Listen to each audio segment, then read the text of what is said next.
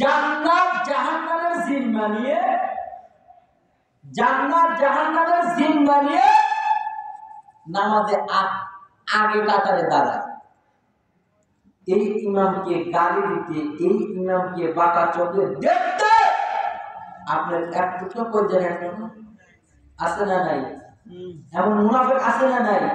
কেরে তুই ফকির শোনা, তুই যদি স্কুলে ভাটলেন দেখাস, তুই যদি মাদ্রাসায় ভাটলেন দেখাস, তোর দাড়ি যদি 14 হাত হয়, তুই যদি 10 তলা টুপি পরিস, তুই যদি ইমামকে গালি দিস, তোর চরিত্র নষ্ট, তোর চরিত্র নষ্ট না হলে তোর মেয়ের চরিত্র নষ্ট, তোর মেয়ের চরিত্র নষ্ট হলে তোর বউয়ের চরিত্র নষ্ট, তোর বউয়ের চরিত্র নষ্ট হলে তোর বুদ্ধির চরিত্র নষ্ট, চরিত্র নষ্ট না হলে রক্তের মধ্যে ভেতর না হলে কোন বীজের মা, কোন কুকুরের ঘরের কুকুর, কোন খবিসের ঘরের খবিস ইমামে কেরাম মসজিদের ইমামকে ধমকাইতে পারে না।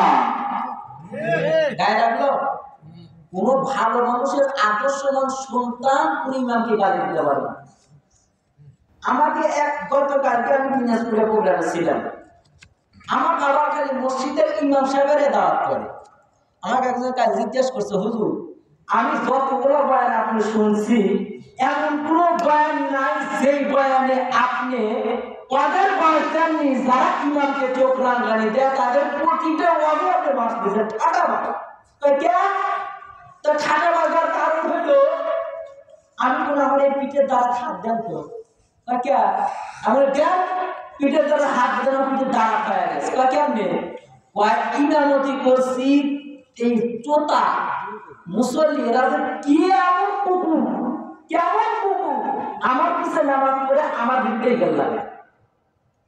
এই মুসল্লির সুজন খাইতে খাইতে আমার পিঠের হাত পাওয়া গেছে। বিধান এমন কোন মাহফিল নাই কোরআনের বিরুদ্ধে যারা পায়, ইসলামের বিরুদ্ধে যারা পায়, কোরআন হাদিস সুন্নাহর বিরুদ্ধে যারা পায়, মাদ্রাসার বিরুদ্ধে যারা পায়, নবীর বিরুদ্ধে যারা পায়, কুফরের বিরুদ্ধে যারা পায়, এদের যে বাঁশ না দিলে আমার ওয়াজি হয়। আছে না নাই?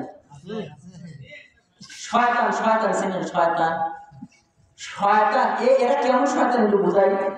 শয়তান একদিন মাদ্রাসায় গেছে, কোথায়? আর জোরে কোন কোথায়? মাদ্রাসায়। মাদ্রাসায় গেছে আসর নামাজের পর। আসর নামাজ পর মাদ্রাসা ছুটি হয়, শয়তান ঘোড়ার ভ্যান ধরে মাদ্রাসায় গেছে। মাদ্রাসায় যাওয়ার পরে মাদ্রাসা ছুটি, এক ছাত্র দৌড়া যায় ওই ঘোড়ার পিঠে চড়ছে। ঘোড়া চড়ছে, আরে কোথা নম্বরে ঘোড়ার পিঠে চড়ছে। আর একজন কয়েকের আমার রুম বেট একই প্লেটে খানা খাই, ওই ঘোড়ার পিঠে চড়ছে, আমি রুমে বসে থাকবো, ওই লাভ দেখা ঘোড়ার পিঠে চড়ছে। কয়জন হইল? আর একজন কয়েকের আমি পাশের ছাত্র, দুজনে ঘোড়ার পিঠে, আমি এখানে বসে থেকে ওই ঘোড়ার পাশার উপর উঠছে। কোথায়? নেগের উপরে। আর একজন দৌড়া যা ঘোড়ার কাঠের উপর চড়ছে, আর একজন দৌড়া যা ঘোড়ার মাথায় চড়ছে। আর বুঝে থাকলে বলেন তো আর কি শুরু আছে ওটা? এখন মনে মনে চিন্তা করে কেন ওরা ঘোড়ার পিঠে উঠে চললো, এই মনে মনে ভাষা টাকা দিয়ে পাশে বাঁশ। যদিও ভাষাটা শুনতে খারাপ, মাইটা নিয়েন না, এই বাঁশ দিয়ে ঘোড়ার পাশার মধ্যে। কোথায়? ঘোড়ার পাশার মধ্যে ওই পাশে পড়ে আছে। এখন বাঁশের আরো অর্ধেক আছে, বাদ বাকি আরো পর্যন্ত এই বাঁশের বসে। তাহলে ঘোড়াও শেষ, বাঁশও শেষ, সব জায়গায় ঘোড়া এখন মনে মনে চিন্তা করে, শয়তান মনে মনে চিন্তা করে, হাই আমি তো কি শয়তান, আমি তো কি শয়তান রে, আমার পাশের মধ্যে বাইরে প্রমাণ করলো আমার থেকে শয়তান আছে। যারা ইমামকে গালি দেয়, যারা মসজিদ মাদ্রাসাকে গালি দেয়, যারা ওলামাকে গালি দেয়, খোদার কসমের চরিত্রের মধ্যে ভেদাল না হলে কোরআনের বিরুদ্ধে কথা বলতে পারে না, চরিত্রের ভেদাল না হলে মাদ্রাসার বিরুদ্ধে কথা বলতে পারে না, চরিত্রের ভেদাল না হলে কুকুরওয়ালাকে বাঁকা চোখে দেখতে পারে। আছে না নাই? শয়তানটা হায় হায়, আমি শয়তানের থেকে ওভারটেকেরা করছে। কেমন শয়তান, কেমন শয়তান! আয়েব নবীর নাম শুনছেন? কথা বলে না, শুনছেন? শুনছেন? আয়েব নবীকে আল্লাহ এত অর্থ দিছে, আমি এইভাবে করার কারণ আছে। আবার আপনারা মনে করেন নাকি হুজুর আয়াত করছেন হাদিস করছেন, আমরা জানি যে কোথায় কোন ঢেল মারা না বুঝলেন, এদের মধ্যে কোয়ালিটি ওইটা কোরআন হাদিস ছুঁয়ে দিতে দিচ্ছি। আমরা এটা জানি যে কোন বাগানের কোন ফুল, আমরা সব জানি বুঝলেননি। কারণ মহাজানে যখন নামছি না, ওই হিন্দি গান যখন যারা ড্যান্স দেয় দেখবেন যে বক্সে বাড়ি আগর মাটির তেলে পায়ের তেলে হচ্ছে কথা হয় না, পায়ের তেলে যে মহাজানে যখন নামছি, নাচতে যখন নামছি, ওই হিন্দি গানেও নাচতে পারি, উর্দু গানেও নাচতে পারি, মমতাজের ড্যান্সও দিতে পারি বুঝলেন। আবার বলতেন না ওই তো মিয়া অনুষ্ঠান বাজে হ্যালে এ বাতাইছে দুলের মাগম ভমরায়ুরে তার ডালি রতি কুলসরা আবাতুল হমারে মাগা। দেখেন মিয়া অনুষ্ঠান হুজুর কয় কি পিন্নাও পারবে মা মনে করেন না তো হুজুর পারে না, প্রচুর এই মনে করেন না। নাচ যখন শিখছি মহাজানে যখন নাচছি সব গাড়ি পারে সব জায়গায়, কিন্তু এখানে কুই ওয়াজ করতে হবে, কি করতে হবে আমরা জানি। কোরআন হাদিস এখানে থাই, কোরআন হাদিস থাই। আয়াত নবীকে এমন অর্থ এমন সম্পদ আল্লাহ দিছে, 70 বছরে আয়াত নবীর একটা কাশি হবে কি হয়নি। শয়তান আল্লাহ কয় আল্লাহ আয়াত নবী আপনাদের এত ইবাদত করে কারণ কি জানেন? আপনি আয়াত নবী এত অর্থ সম্পদ দিচ্ছেন, এই কারণে আয়াত নবী অর্থ সম্পদের লোভে আপনারা ইবাদত থেকে বঞ্চিত হয় না। আল্লাহ কয় না রে শয়তান না, এরা আমার ইবাদত করে, আয়াত নবী আমার ইবাদত করে। দেখেন না আপনি পরীক্ষা করে দেন, আচ্ছা পরীক্ষা করলুন, গোডাউন আগুন লাগাইছে, আয়াত নবীর কাছে গিয়ে বলেছে পয়গম্বর আপনার গোডাউনে আগুন লাগছে, আয়াত নবী কয় আলহামদুলিল্লাহ। শয়তান আল্লাহকে কয় আল্লাহ গোডাউনে আগুন লাগছে তাই কি আছে, আমার আরো সম্পদ আছে, সব সম্পদ শেষ। এরপরে শয়তান আল্লাহ কয় আল্লাহ সম্পদ শেষ হলে কি হবে? আয়াত নবীর 6টা সন্তান আছে, সন্তান কামাই করে খাওয়াবি, দুনিয়াতে সন্তান শেষ। শয়তান এবার কয় আল্লাহ সন্তান কেলা কি বস শরীরটা ভালো আছে, শরীরটা কামাই করে খাবি। আয়াত নবীর শরীরে পোকা লাগাইছে, আয়াত নবীর শরীরে এমন পোকা লাগাইছে এলাকার মানুষ দুর্গন্ধে থাকতে পারে না, পোকার স্তূপ। সব বিবিরা এসে বললেন আমাদের তালাক দিয়ে দেন, আমরা চলে যাবো। বিবিরা কি বললেন? আমাদের তালাক দিয়ে দেন, আমরা চলে যাবো। একজন বিবি রহিমা শুধু ছিলেন। শেষ পর্যন্ত জিহ্বাতে যখন পোকা লাগে তখন আপনি বলছেন আল্লাহ এমন এমন জায়গায় পোকা লাগায়, তোমার জিহ্বায় পোকা লাগা নাই, জিহ্বায় তোমাকে ডাকা। ইতিহাস লিখছেন, ঘটনা লিখছেন। এরপরে শয়তান আল্লাহর কাছে গিয়ে কি করে, জিহ্বা ভালো আছে যদি আপনি শুকরিয়া দিয়ে করবেন জিজ্ঞা। ওই শয়তানকেও এই জামানার মানুষ অবাক করতেছে, কথা কয় না রে, আছে না? সুদ ঘুষ দুর্নীতি চাঁদাবাজ, আপনি তো এলাকার মানুষ খায় খায় খায় সবই খায়, পুরি আল্লাহ খাওয়ার কোনো অভাব নেই। নবীকে কষ্ট দিছে আবু জেহেল, উমর, ওসমান দিছে কষ্ট না না, উমর ওসমান নবীকে কষ্ট দেয় নাই, আবু জেহেল, নমরুদ, হামা, কারুন নবীকে কষ্ট দিছে, দিচ্ছে বিদায় নাই। সেদিকে তার নবীকে মারার এত পরিকল্পনা করছেন, মারার জন্য পরিকল্পনা করছেন, কোনো ভ্যাবি যখন নবীকে মারতে পারে না। আবু জেহেল এখন বড়ি খায়, বড়ি বড়ি কি খায়, বড়ি।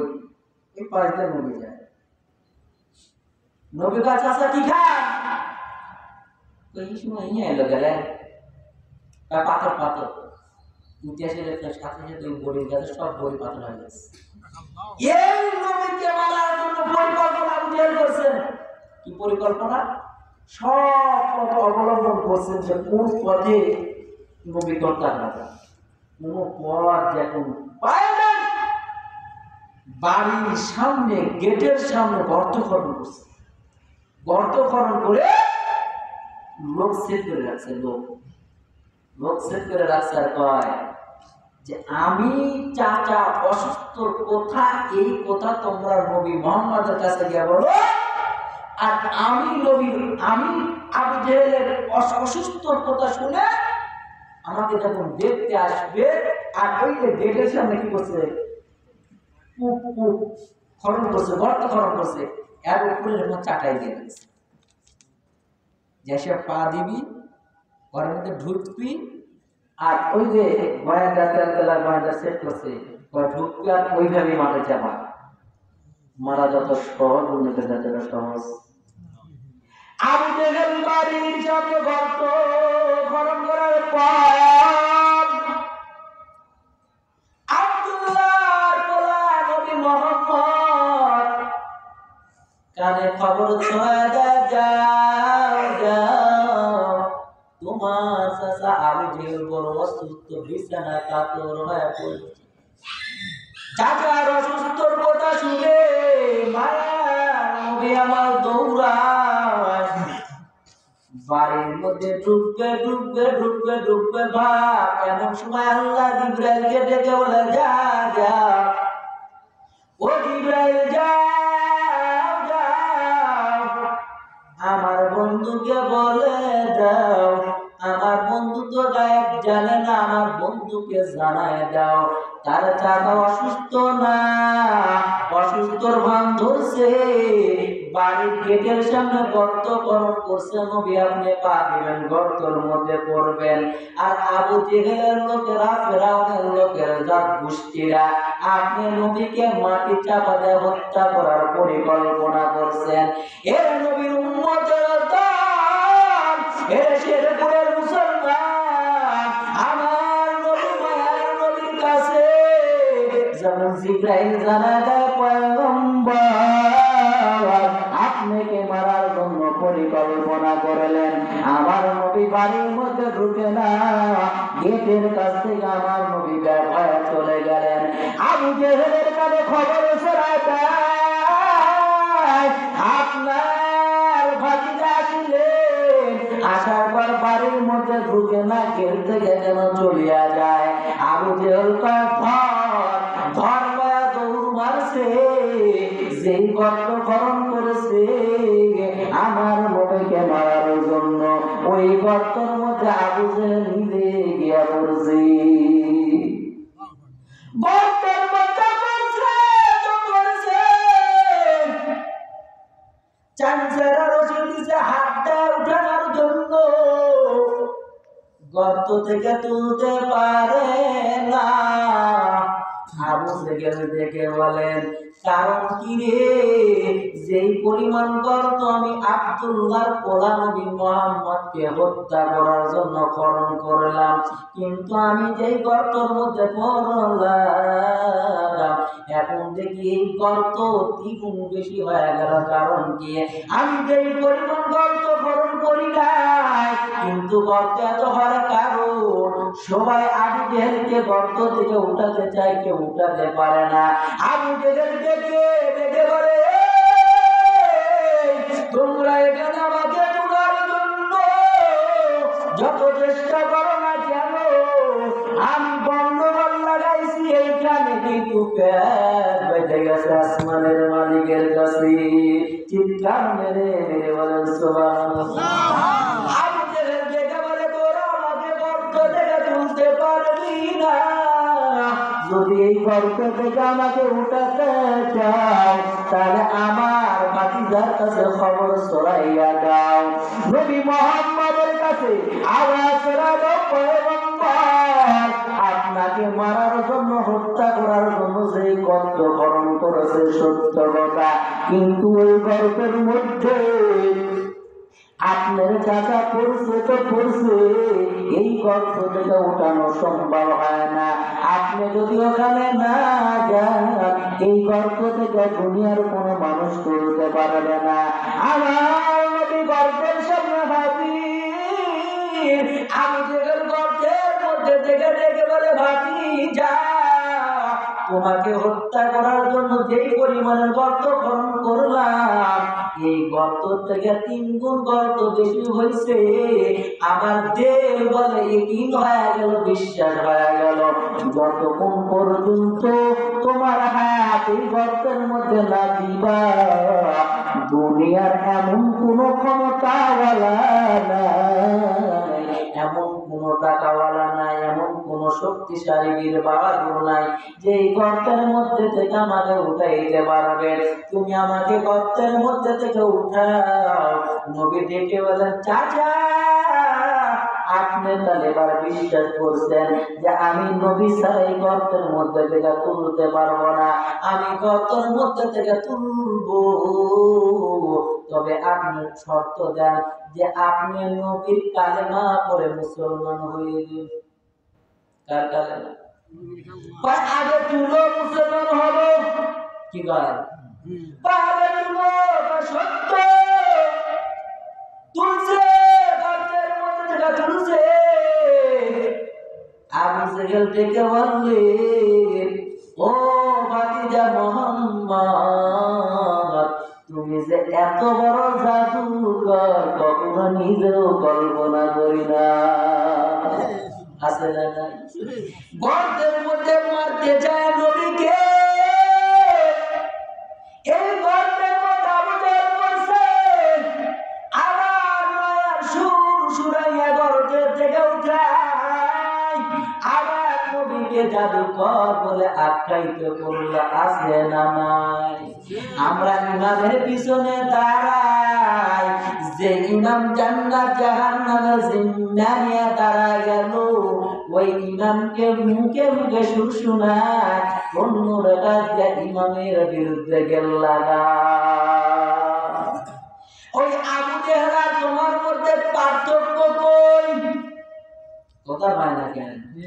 ওই আবু জেহেল আর ফেরাউন আর নমরুদ তোমার থেকে তো তারাই ভালো ছিল, কারণ তারা কালেমা পড়ে না, ইসলাম ধর্ম গ্রহণ করে না, এরপরে তারা ইসলামের সাথে দুশমনি করছে, এরপরে কোরআনের সাথে দুশমনি করছে।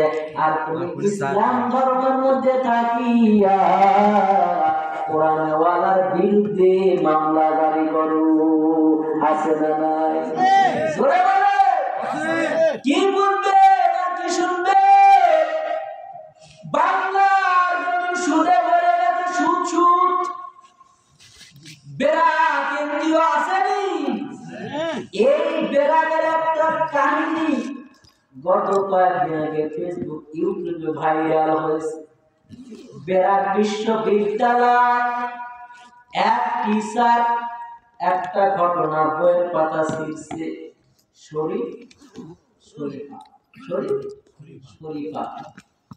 শরীফা এক গল্প। শরীফার গল্প কি বুঝা? আপনার ছেলে, আপনি যদি মন চান যে আমি মনে মনে আমি এখন মেয়ে হতে পারি, আপনি মেয়ে, আপনি যদি মনে মনে এখন আমি এখন ছেলে হতে পারবো। আচ্ছা বলেন তো, ছেলে বলেছেন কে?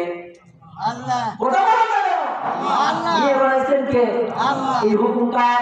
আল্লাহ। তাহলে আপনি যদি বলেন যে আমি ছেলে হলে মেয়ে হতে পারবো, আর মেয়ের থেকে ছেলে হতে পারবো, আল্লাহর কোরআনের আয়াতের অপব্যাখ্যা হচ্ছে কি হচ্ছে না? যারা আমাদের ট্যাক্সের টাকায়, আমাদের বিদ্যালয় চলে, যে ইহুদির ঘরে ইহুদি, যে নাস্তিকের ঘরে নাস্তিক, যে বেঈমানের ঘরে বেঈমান, আমার সন্তান আপনার সন্তানকে নাস্তিক বানানোর পরিকল্পনা করতেছে, ইহুদি বানানোর পরিকল্পনা করতেছে। যেই বাংলার জমিনে কোরআনের 90% ইসলামী রাষ্ট্র, মুসলমানের দেশ, এই মুসলমানের ইমানদেরকে নষ্ট করার জন্য যারা পরিকল্পনা করতেছে, তাদের এই বাংলার জমিন থেকে তাড়াইতে হবে। কারণ এই সমস্ত লম্বা, এই সমস্ত কুকুরকে যদি বাংলার জমিন থেকে না তাড়ানো হয়, না বিতাড়িত করা হয়, তাহলে যেই কয়েকদিন আমরা টুপি মাথায় দেয় আর ভবিষ্যতে মাথায় দিতে পারবো। আজ ওলামায়ে কেরাম জেল খাটে, ওলামায়ে কেরাম জেল খাটে। ওই যে নবী যে আবু জেহেল ও বদ্ধ করছে না, পাথর খায় পাথর। কাফেররা কি করছে? তেল তেলা বান্ধা শাস্তি কি তদন্ত না করে কইছে যা খাদিজা ঠকছে, কইছিলেন না শুনুন। এখন তদন্তও লাগে না, বুঝছেন? মাইকে বললাম না, তদন্তও লাগে না, বুঝে না? আরে এই দেশ কোন দেশ এটা? তদন্ত ছাড়া বেরিয়ে পড়াচ্ছে। আমি তো বললাম না, বাদামি গায়ে দিল। এই হচ্ছে বাংলাদেশের হালত। এটা কি কোন দেশের হালত? বাংলাদেশের হালত। কোন জমিনে আমি আর আপনি বসবাস করি রে ভাই? যে স্বাধীন দেশে বসে কোরআনের হক কথা বলা যায় না, কোরআনের সঠিক কথা বলা যায় না, কোরআনের সঠিক ব্যাখ্যা দেওয়া যায় না, আছে না নাই? এই যে কাহিনীটা ঘটছেন, বেরাক বিশ্ববিদ্যালয়ের টিচার উনি এই বিষয়টা দেখছেন, শরীফ শরীফা, উনি ওই বইয়ের পৃষ্ঠাটা চিরে বোঝাচ্ছেন। উনি ওখানে জিহাদি প্রকাশ করলেন যে আমি এই বইয়ের পৃষ্ঠাটা ছিঁড়ে প্রমাণ করলাম যে এর যে বিরোধী, এই বিরোধী করার কারণে ওনাকে চাকরির থেকে বহিষ্কার করা হয়েছে। ইউটিউব ভাইরাল হয়েছে না? উনি এতটা করার কারণে, হক কথা বলার কারণে, সত্য কথা বলার কারণে ওনাকে চাকরির থেকে বহিষ্কার করা হয়েছে। কেন? আমাদের সন্তানকে ভুল মতবাদ শিক্ষা দিচ্ছে, আমাদের সন্তানকে নাস্তিক বানানোর চিন্তা করতেছে, আমাদের সন্তানদেরকে ভুল আকীদা দেওয়ার চেষ্টা করতেছে। এই কথা বলার কারণে ওনাকে চাকরি থেকে বহিষ্কার করে দেওয়া হয়েছে। আমি আপনাদের বলতে চাই, মুসলমান, এখান থেকে যদি আপনারা প্রস্তুত না হন, এখান থেকে যদি আপনারা সচেতন না হন, যে বিশ্ববিদ্যালয়ের শিক্ষককে হক কথা বলার কারণে যাতে চাকরির থেকে বহিষ্কার করা হয়েছে, এই বাংলার গণতন্ত্র থেকে বলতে চাই, তাকে যদি আবার ওই চাকরির জায়গায় ফিরে দেওয়া না হয়, বাংলাদেশের সুরক্ষিত মানুষ ইসলামের জন্য, কোরআনের জন্য, আদেশের জন্য, ঈমান ঠিকানার জন্য প্রয়োজন হলে আবার ছাত্র ছাত্রকে ঘেরাওয়ের করবে, আবার বাংলাদেশের ওলামায়ে মাঠে ময়দানে নামবে, প্রয়োজন হলে এই দেশের সমস্ত জিনিসকে বাংলাদেশের মানুষ বয়কট করবে। চিৎকার করে ঠিক কিনা? কারণ কোন মানুষের ঈমান যদি থেকে থাকে, কোন মানুষের মন যদি ভালো হয়, কোন মানুষ যদি ঈমান বাঁচাতে চায়, তাহলে বেরাক বিশ্ববিদ্যালয় এই ঘটনা হওয়ার পরে কোন মানুষ আমাদেরকে সমর্থন করতে পারে? আমাদের বলেন পারে? আমাদের সব জিনিসকে আমাদেরকে দেশ থেকে তাড়ানো দরকার, সব তাড়ানো দরকার। আমার সন্তান, আমার মেয়েকে ভুল আকীদা দেওয়া হবে, আর আমাদের দেশের টাকা দিয়ে তারা সবকিছু করবে, কোন জায়গায় নাই? বেড়া সব ঘরে ঘরে ঢুকছে, সব জায়গায়। আল্লাহ আমাদেরকে এই সমস্ত বিষয় থেকে বাঁচার তৌফিক দান করুন, সবাই বলে আল্লাহুম্মা আমিন। আজ বুঝেও মানুষ না বুঝার ভান করে, বুঝে মানুষ না বুঝার ভান করে।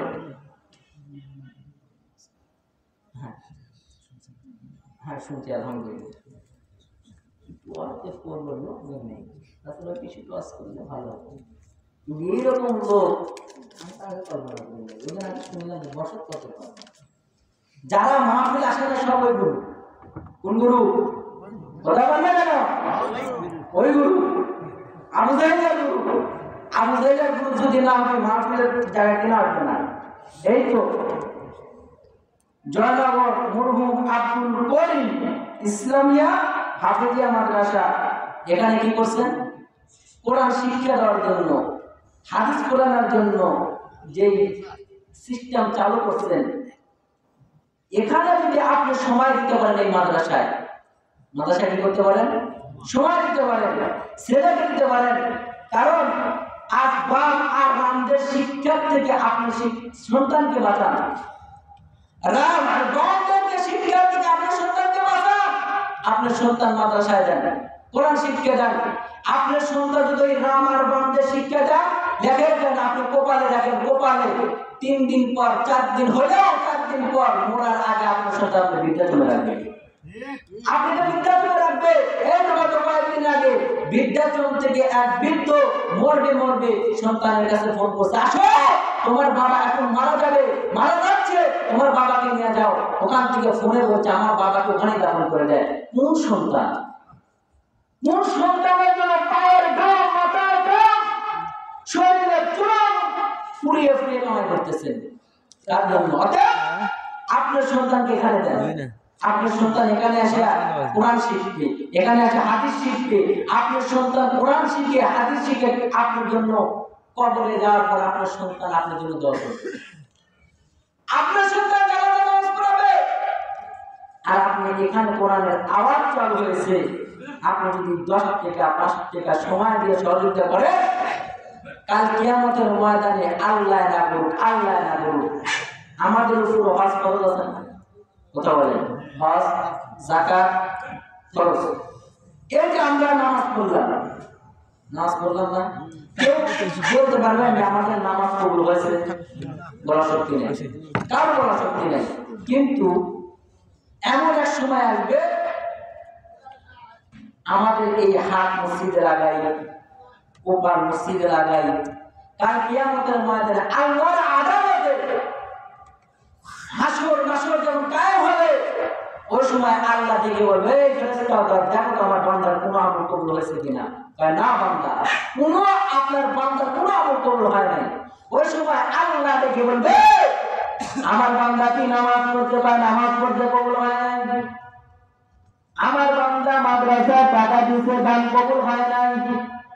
কিন্তু মাদ্রাসা কোরআনের বয়ান, মাদ্রাসায় কোরআনের তেলাওয়াত যে জায়গা হইতো, আপনার এই বান্দা একটু সময় দিত, আল্লাহ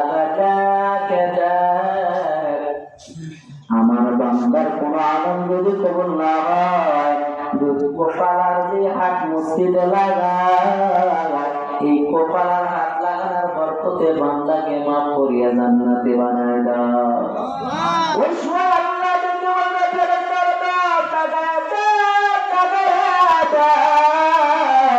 যেখানে কোরআনের আওয়াজ চালু হয়ে গেছে, যেখানে হাদিসের আওয়াজ চালু হয়ে গেছে, এই মাদ্রাসায় যারা টাকা দিয়েছে, এই মাদ্রাসায় যারা সময় দিয়েছে, সেই জায়গায় কোরআনের আওয়াজ, হাদিসের আওয়াজ, এই জায়গায় যদি কোনো বান্দা সময় দিতে পারে, আপনার নামাজ যদি কবুল না হয়, আপনার ইবাদত যদি কবুল না হয়, আল্লাহ তাআলা কিয়ামতের ময়দানে ফেরেশতাদের দেখে বলবে, ফেরেশতারা আমার বান্দার নামাজ কবুল হয় নাই, আমার বান্দার যাকাত কবুল হয় নাই, আমার বান্দা বাইতুল্লাহে হজ করতে হবে কবুল হয় নাই, কিন্তু আমার বান্দা আমি কোরআনের সাথে সম্পর্ক রাখলো, আমার বান্দা মাদ্রাসার সাথে সম্পর্ক রাখলো, এই সমাজের বরকতে, এই সমাজের খাতিরে আমার বান্দাকে কোরআনের খাতিরে মাফ করিয়া জান্নাতি বানায় দিব।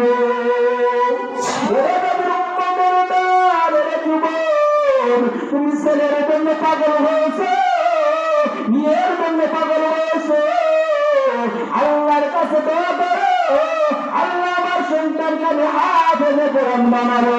তুমি কোরআন পড়তে পারো না, কোরআন ওয়ালাকে ভালোবাসো, তুমি হাদিস পড়তে পারো না, হাদিস ওয়ালাকে ভালোবাসো, কাল কিয়ামতের ময়দানে আল্লাহ যদি চায় এই কোরআনের মাদ্রাসার সময় দরবার করে আল্লাহ মাফ করিয়া জান্নাতি বানায় দিবে।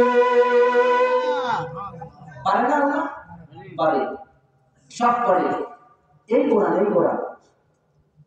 কোরআন এক সময় আল্লাহর আদালতে সুপারিশ করবে। কি সুপারিশ করবে জানেন? আপনি জাহান্নামী হয়ে গেছে। কি হয়ে গেছে? জাহান্নামী। কিন্তু প্রতিদিন ফজর নামাজ পড়ে সূরা মুলক পড়ে, ফজর নামাজ পড়ে সূরা ইয়াসিন পড়ছে, ফজর নামাজ পড়ে সূরা ইয়াসিন পড়ছে, মাগরিব নামাজ পড়ে সূরা ওয়াকিয়া পড়ছে, এশার নামাজ পড়ে সূরা মুলক পড়ছে। শুধু এখানেই না, এই কোরআন দিয়ে রাষ্ট্রীয় জীবন, পারিবারিক জীবন পরিচালনা করছে।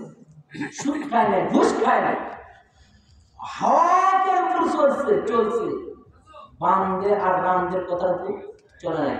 আল্লাহ মোড়ার পরে আপনি জাহান্নামে হয়ে গেছেন। মোড়ার পরে কি হয়েছে? ঠিক এমন সময় এই কোরআন আল্লাহকে ডেকে বলল, আল্লাহ যে আব্দুল করিমকে আপনি জাহান্নামের বিল পাস করে জাহান্নামের হ্যান্ডকাপ লাগায় জাহান্নামে পাঠাও, ওই ব্যক্তির সাথে আমি কোরআন জাহান্নামে আনব। আল্লাহ বলে, তুমি কোরআনকে আমি আমার নবীর উম্মতের হেদায়েতের জন্য দীর্ঘ 23 বছর অবদান করেছি। কয় বছর? আমি আল্লাহ এই জমিন, এই পাহাড়, এই পর্বত সবকিছু মাত্র 6 দিনে বানাইছি। আমি আল্লাহ যদি চাইতাম 6 দিন কেন 6 সেকেন্ডে আমি পুরো দুনিয়া পাহাড় পর্বত সব বানাতে পারতাম, কিন্তু আমি আল্লাহ 6 দিন সময় লাগাইলাম। এরপর আমি আল্লাহ যদি চাইতাম 1 দিন 2 দিন 1 সেকেন্ড 2 সেকেন্ডে পুরো 30 পারা নাযিল করতে পারতাম, কিন্তু আমি আল্লাহ দীর্ঘ 23 বছর যাবত আমি নবী আমার কোরআন নাযিল করলাম আমার নবীর উম্মতের হেদায়েতের জন্য। কোরআন তোমাকে তুমি জাহান্নামের আগুনে জ্বালানোর জন্য বানাই নাই। আল্লাহর সামনে কোরআন বলেন, আল্লাহ এমন করে দিন নাই এই ব্যক্তি ফজর নামাজের পরে সূরা ইয়াসিন তেলাওয়াত করে নাই, এমন কোনো দিন নাই এই